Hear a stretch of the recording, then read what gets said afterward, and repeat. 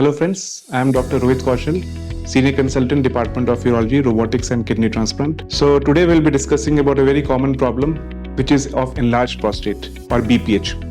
So prostate gland क्या होता है? Prostate gland एक walnut shaped structure एक gland है जो कि हमारी body में होता है exclusively in males, जो कि हमारे bladder और पेशाब के रास्ते के ठीक बीच में होता है और हमारे रेक्टम के आगे होता है। ये ग्लैंड देखा गया है कि विद एजिंग ये साइज में इंक्रीज होना शुरू करता है और डिफरेंट टाइप्स के प्रॉब्लम क्रिएट करता है। तो आइए जानते हैं क्या क्या कॉमन प्रॉब्लम्स है जो कि एक मेल एक्सपीरियंस कर सकते हैं with their ageing. Number 1, they can experience a poor flow. उनके पेशाब की धार कमजोर हो जाती है, उनको बार बार रात में उठना पड़ सकता है सोने के बाद, जिसकी वजह से उनकी नींद खराब हो सकती है, या पेशाब बार बार जाने की दिक्कत आ सकती है, या पेशाब करने के बाद भी ऐसा महसूस होता है कि पेशाब अभी खाली नहीं और दोबारा उनको जाने का मन कर सकता है। तो ये सब कुछ सिम्टम्स है कॉमनली जिससे हमारे पास पेशेंट्स प्रेजेंट करते हैं ओपीडी में। फिर हम उनके कुछ टेस्ट करते हैं जिससे कि हमें पता चलता है कि उनके यूरिन में कोई इन्फेक्शन है कि नहीं, जैसे कि urine routine and culture test के द्वारा। उनके अल्ट्रासाउंड कराते हैं जिससे कि हमें प्रोस्टेट की उनकी साइज कितनी एग्जैक्टली मालूम पड़ती है, उनके किडनीज में कोई स्वेलिंग तो नहीं है, उनकी ब्लैडर ठीक है कि नहीं है, ये सब हमें नॉलेज मिलती है ये सब टेस्ट कराने से। एज वेल एज उनके किडनी फंक्शन कराते हैं जिससे कि हमें उनके किडनी फंक्शंस के बारे में आइडिया लगता है। और एक बहुत इंपॉर्टेंट टेस्ट PSA कराते हैं जो कि एक ब्लड टेस्ट है जिससे कि हमें प्रोस्टेट कैंसर के बारे में आइडिया लगता है और इससे हम स्क्रीनिंग कर सकते हैं प्रोस्टेट कैंसर के रिगार्डिंग में। इन सब टेस्ट के बाद हम एक बहुत इंपॉर्टेंट टेस्ट कराते हैं जिसको बोलते हैं यूरोफ्लो।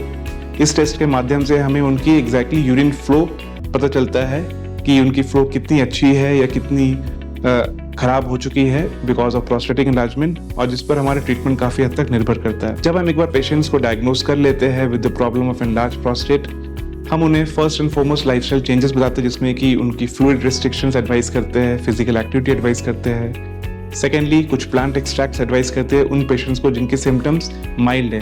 जिन पेशेंट के सिम्टम्स मॉडरेट टू सीवियर होती हैं, हम उनको एडवाइस करते हैं कुछ मेडिकेशन, जिसमें कि बहुत ही सबसे common most common medication use करते हैं अल्फा ब्लॉकर्स, जैसे कि टैमसुलोसिन या सेरोडोसिन जैसी गोलियां। इस मेडिसिन के माध्यम से उनकी यूरिन फ्लो इंप्रूव हो जाती है और वो यूरिन अच्छे से पास करना शुरू करते हैं जिससे कि उनके सिम्टम्स में इंप्रूवमेंट देखी जाती है। हम इसके अलावा कुछ और मेडिसिन भी ऐड करते हैं जैसे कि जिसको हम बोलते हैं 5-alpha reductase inhibitors, जैसे कि ट्यूटेस्टेराइड या फिनेस्ट्राइड जैसी गोलियां, जो कि प्रोस्टेट की साइज थोड़ी सी श्रिंक करती है by 30 to 40% over 6 months to 1 year time.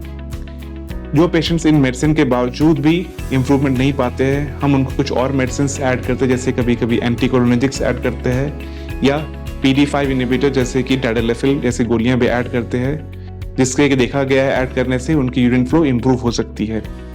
जो पेशेंट्स इन मेडिसिन से के बावजूद भी इंप्रूवमेंट नहीं पाते हैं या उनको बहुत ज़्यादा साइड इफेक्ट होते हैं इन मेडिसिन से, या वो टॉलरेट नहीं कर पाते हैं, या डिस्पाइट मेडिकेशन उनके सिम्टम्स प्रोग्रेस करते हैं, फिर हम उनको लास्ट ऑप्शन एडवाइस करते हैं is to undergo a surgical procedure जो कि एक एंडोस्कोपिक प्रोसीजर है।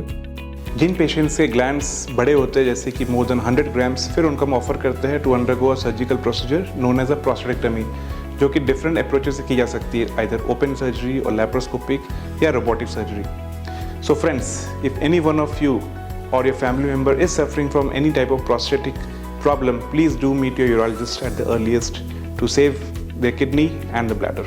Thank you.